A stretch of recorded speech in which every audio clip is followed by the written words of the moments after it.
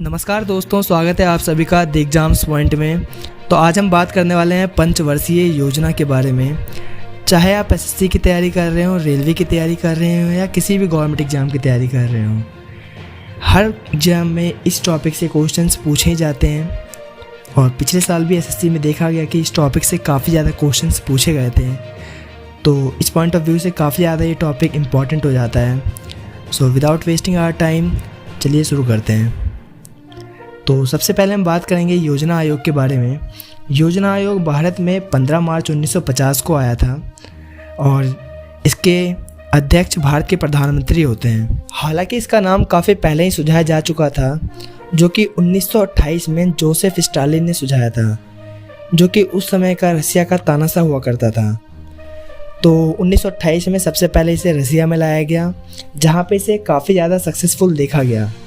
तो उससे प्रसन्न होके उस प्रेजेंट टाइम के हमारे भारत के प्राइम मिनिस्टर पंडित जवाहरलाल नेहरू जी ने इसे भारत में लाने का भी फैसला किया और 15 मार्च 1950 को इसे योजना आयोग के नाम से भारत में भी लाया गया। जानकारी के लिए दोस्तों आपको बता दूं, इसके अध्यक्ष भारत के प्रधानमंत्री होते हैं और इसके प्रथम उपाध्यक्ष थे गुलजारी लाल नंदा और इसके अंतिम उपाध्यक्ष थे मोंटेग सिंह आलूवालिया। एक्चुअल में दोस्तों भारत सरकार किस तरह काम करे उसके लिए प्लानिंग कमीशन बनाया गया था। और सबसे बड़ी बात तो यह है कि इसका संविधान में कहीं उल्लेख नहीं था और योजना आयोग ने भारत के विकास के लिए कुल 12 पंचवर्षीय योजनाएं सुझाई थी। तो चलिए सबसे पहले हम बात करते हैं प्रथम पंचवर्षीय योजना के बारे में। प्रथम पंचवर्षीय योजना जो कि 1 अप्रैल 1951 से 31 मार्च 1956 तक चली। जैसा कि नाम से ही प्रतीत होता है कि पंचवर्षीय योजना जो कि 5 साल के लिए ही आई थी। यह पंचवर्षीय योजना हेरोड डॉमर मॉडल पर आधारित थी। इससे भी क्वेश्चन पूछा जाता है कि पहली पंचवर्षीय योजना किस मॉडल पर आधारित थी, तो ये हेरोड डॉमर मॉडल पर आधारित थी।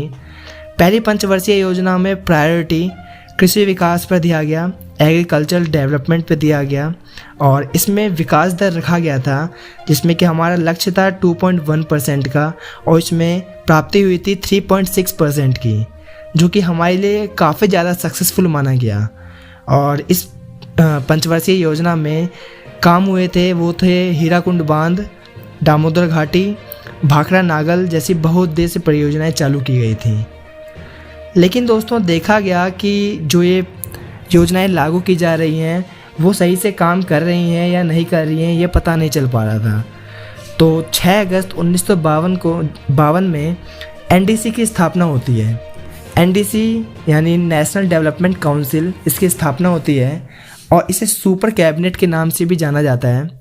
तो 6 अगस्त 1952 को नेशनल डिफेंस काउंसिल की स्थापना हुई और इसका पर्पस ये था कि योजना आयोग ने जो भी पंचवर्षीय योजना बनाई है, जो भी प्लानिंग कमीशन की गई है, वो अच्छे से एग्जीक्यूट हो रही है या नहीं, इसे देखना।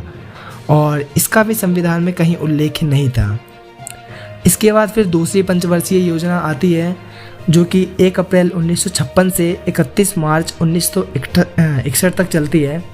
यह पंचवर्षीय योजना पीसी महालनोबिस मॉडल पर आधारित थी। जैसे कि आप जानते हैं पीसी महालनोबिस मॉडल, इससे भी काफ़ी ज़्यादा क्वेश्चन पूछा जाता है कि दूसरी पंचवर्षीय योजना क्यों इम्पोर्टेंट है, तो किस मॉडल पर आधारित थी, तो ये पीसी महालनोबिस मॉडल पर आधारित थी और इसमें प्राथमिकता दी गई थी औद्योगिक विकास को, इंडस्ट्रियल डेवलपमेंट पे। इसमें विकास दर का जो हमारा लक्ष्य रखा गया था वो था 4.5% और इसमें हमारी प्राप्ति हुई थी 4.2% की। तो ये मॉडरेटली सक्सेसफुल माना गया था। और इस पंचवर्षीय योजना के दौरान जो भी काम हुए थे वो था राउरकेला परियोजना, भिलाई, दुर्गापुर इस्पात संयंत्र की स्थापना और भारत सहायता क्लब की स्थापना। तो ये महत्वपूर्ण काम इस दूसरी पंचवर्षीय योजना के दौरान हुई थी। तीसरी पंचवर्षीय योजना के बारे में बात करते हैं। तो ये 1 अप्रैल 1961 से 31 मार्च 1966 तक चली। इसमें प्राथमिकता दी गई थी आत्मनिर्भरता, कृषि एवं उद्योगों पर बल दिया गया था, एग्रीकल्चर एंड इंडस्ट्रियल डेवलपमेंट पे।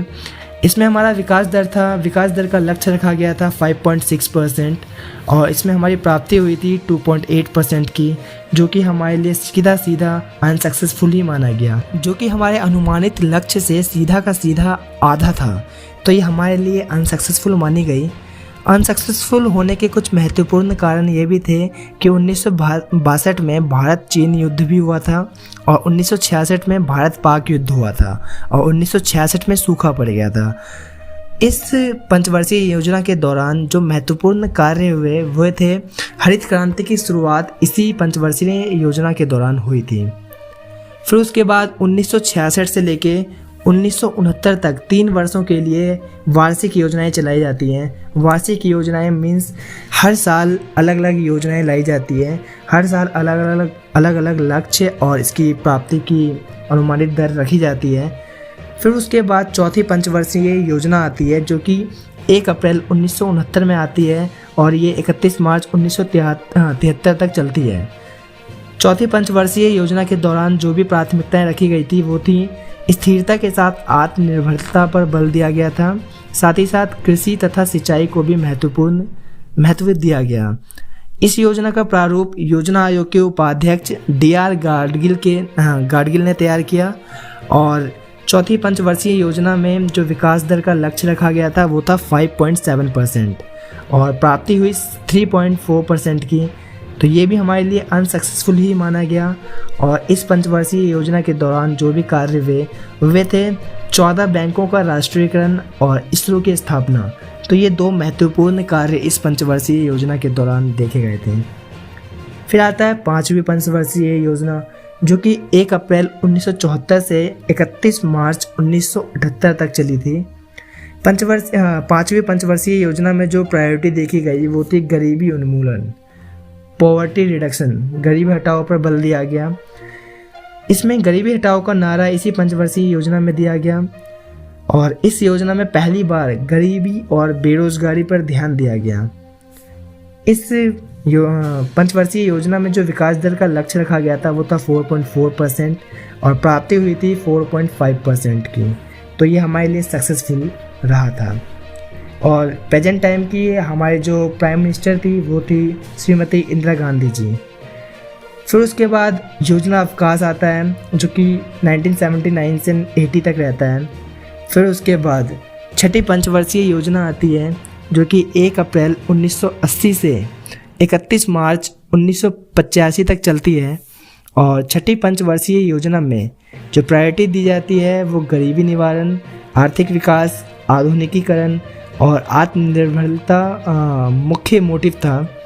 जो 4 हमारे मुख्य मोटिव थे वो थे गरीबी निवारण, आर्थिक विकास, आधुनिकीकरण और आत्मनिर्भरता। इस पंचवर्षीय योजना के दौरान जो हमारा विकास दर का लक्ष्य रखा गया था वो था 5.2% और प्राप्ति होती है 5.7% की। तो ये भी हमारे लिए काफ़ी ज़्यादा सक्सेसफुल रहा था। इस पंचवर्षीय योजना में जो वर्क वे थे ग्रामीण बेरोजगार पर काम किया गया था। गरीबी निवारण से संबंधित कई योजनाएं चलाई गई थी जैसे कि ट्राइसेम, TRY, SEM, IRDP और NREP नामक जो भी योजनाएं थी इसी पंचवर्षीय योजना के दौरान चलाई गई थी, शुरू की गई थी। फिर आता है 7वीं पंचवर्षीय योजना जो कि 1 अप्रैल 1985 से 31 मार्च 1990 तक चलती है और यह योजना जॉन W मिलर मॉडल पर आधारित था। इससे भी क्वेश्चन पूछ लिया जाता है कि 7वीं पंचवर्षीय योजना किस मॉडल पर आधारित था। तो ये पंचवर्षीय योजना याद रखने वाली बात है, जॉन W मिलर मॉडल पर आधारित था और इसमें प्रायोरिटी दी गई थी रोजगार पे, शिक्षा और जन स्वास्थ्य पर बल दिया गया था। भोजन, काम और उत्पादन का नारा इसी योजना में दिया गया। भोजन, काम और उत्पादन का नारा इसी योजना में दिया गया और इसमें विकास दर का जो लक्ष्य रखा गया था वो था 5% और प्राप्ति सीधा 6% की हमें हुई थी, जो कि हमारे लिए काफ़ी ज़्यादा सक्सेसफुल साबित रही थी। इस पंचवर्षीय योजना के दौरान जो भी कार्य किए गए वो थे गरीबी की माप हुई थी। लक्कड़वाल समिति ने गरीबी की माप की। लक्कड़वाल समिति के सुझाव से ही लक्कड़वाल समिति ने सुझाव दिया था कि गरीबी की माप होनी चाहिए और उसके बाद जवाहर रोजगार योजना भी इसी पंचवर्षीय योजना के दौरान आई थी। उसके बाद 1990 से लेकर 1991 तक और 1991 से 1992 तक वार्षिक योजनाएं चलाई जाती हैं फिर से। तो कुल मिला के दोस्तों 3 बार पंचवर्षीय योजना के दौरान योजना आयोग ने वार्षिक योजनाएं चलाई थी। और 8वीं पंचवर्षीय योजना फिर आती है जो कि 1 अप्रैल 1992 से 31 मार्च 1997 तक चलती है। इस पंचवर्षीय योजना में जो प्रायोरिटी दी जाती है वो दी जाती है रोजगार वृद्धि पे, आधुनिकीकरण पे और आत्मनिर्भरता इस पे मेन मोटिव रखा गया था। विकास दर का लक्ष्य रखा जाता है 5.6% का और प्राप्ति होती है 6.8% की। तो ये पंचवर्षीय योजना भी हमारे लिए सक्सेसफुल साबित रहती है। और इस पंचवर्षीय योजना के दौरान जो कार्य किए जाते हैं वो थे प्रधानमंत्री रोजगार योजना की शुरुआत भी इसी योजना में हुई थी और LPG सिस्टम इसी पंचवर्षीय योजना के दौरान आया था, जो कि काफ़ी ज़्यादा इम्पॉर्टेंट है, ये भी पूछा जाता है। तो क्वेश्चन ये पूछा जाता है कि LPG सिस्टम भारत में कब आया, तो कब आया और किस पंचवर्षीय योजना के दौरान आया। तो ये 1 अप्रैल 1992 से 31 मार्च 1997 के दौरान चली 8वीं पंचवर्षीय योजना के दौरान आया था। और इसमें LPG सिस्टम में लिबरलाइजेशन, प्राइवेटाइजेशन और ग्लोबलाइजेशन पे फोकस किया जाता है। उसके बाद 9वीं पंचवर्षीय योजना आती है जो कि 1 अप्रैल 1997 से 31 मार्च 2002 तक चलती है। इस पंचवर्षीय योजना में जो प्रायोरिटी दी जाती है वो मानव विकास के साथ साथ न्यायपूर्ण वितरण और समानता पर बल दिया जाता है। विकास दर इसका लक्ष्य इसमें रखा गया था 6.5% का और प्राप्ति हुई थी इसमें 5.5% की, जो कि हमारे लिए मॉडरेटली सक्सेसफुल देखा गया। और यह योजना अंतर्राष्ट्रीय मंदी के कारण असफल रही थी। मॉडरेटली सक्सेसफुल रहने का कारण यही था कि उस टाइम अंतर्राष्ट्रीय मंदी आ गई थी, तो लगभग ये सक्सेसफुल हो गई थी। देन 10वीं पंचवर्षीय योजना आती है जो कि 1 अप्रैल 2002 से 31 मार्च 2007 तक चलती है।